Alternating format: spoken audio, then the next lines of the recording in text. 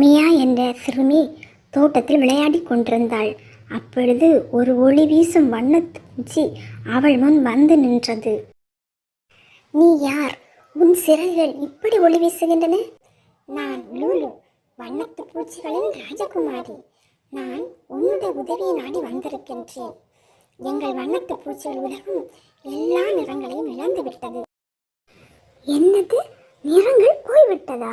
இது மிகவும் மோசமானது. ஆனால் நான் என்ன செய்ய முடியும்? நீ என்னுடன் எங்கள் உலகத்திற்கு வர வேண்டும். அங்கு மறைந்திருக்கும் மாய வானவல் கிரேயனை கண்டுபிடித்து தர வேண்டும். அது உன்னால் மட்டும்தான் முடியும்.